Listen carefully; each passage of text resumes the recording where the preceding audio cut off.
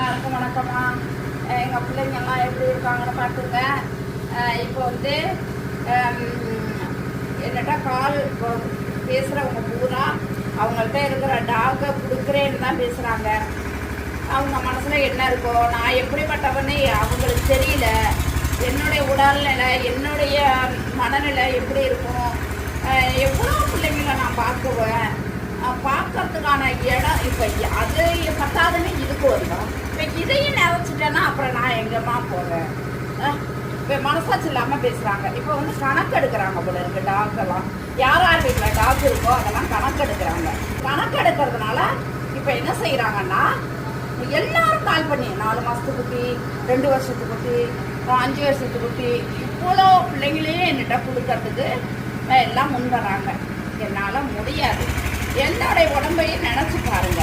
வர வர வயசு வந்து குறையாது, வர வர வயசு கூட தான் போகும். அப்படிங்கிறப்ப எல்லாரும் அந்தந்த பிறந்த ஊரில் அந்த பிள்ளைங்க வளரணுங்கிற ஒரு அக்கறை எடுத்துங்க.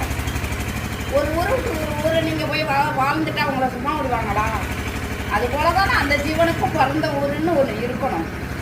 அது ஒரு இது கொண்டு வாங்கம்மா. நீங்கள் மக்களால் சட்டத்தை கொண்டு வாங்கம்மா. இந்த பிள்ளைங்க இங்கே தான் இருக்கும், இது சட்டத்துக்கு உடன்பட்ட பிள்ளைங்க, இது சமுதாயத்துக்கு உடன்பட்ட பிள்ளைங்க, இது நாட்டுக்கு கடவுளால் படைக்கப்பட்ட பிள்ளைங்க அப்படின்னு உருவாக்கப்பட்டது, கடவுளால் உருவாக்கப்பட்டது. அது எந்தெந்த இடத்துல இருக்கணுமோ அந்தந்த இடத்துல வச்சிருங்கம்மா. அதை தூக்கிட்டு அங்கே கொடுக்கணும் இங்கே கொடுக்கணும் அப்படின்னாக்கா எப்படிம்மா? அப்போ ஒரு ஊர் ஒரு மாவட்டம் ஒதுக்கணும். எல்லா பிள்ளைகளையும் கொண்டு வந்து ஒரு இடத்துல அடைக்கணும்னா ஒரு மாவட்டத்தையே உருவாக்குனாதான் அந்த ஜீவங்கள் பாட்டுக்கு ஒரு மாவட்டமாக இருக்கும்.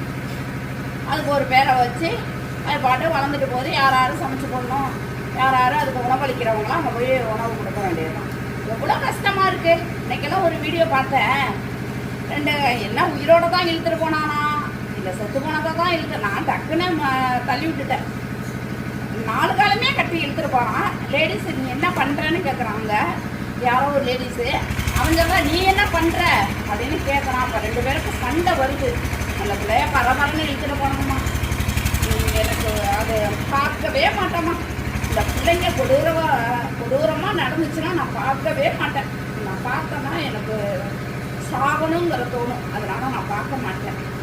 அதனால எல்லாரும் இப்போ வந்து பாண்டிச்சேரியில் 6 குட்டியாக காட்டுக்குள்ளே போட்டிருக்கும் போல, அந்த செடிக்குள்ளே அவங்க அம்மா இறந்துருச்சான். அப்படியே கண்ணே முழிக்கலை. அதை வந்து தூக்கிக்க சொல்லி இருக்கிறாங்க. என்னைய நான் எப்படி தூக்க முடியும்? என்கிட்ட வந்து இங்கேருந்து போகிறதே பாண்டிச்சேரி கார் எடுத்து போகணுன்னாலே அவ்வளோ அமௌண்ட் வேணும். அந்த பிள்ளை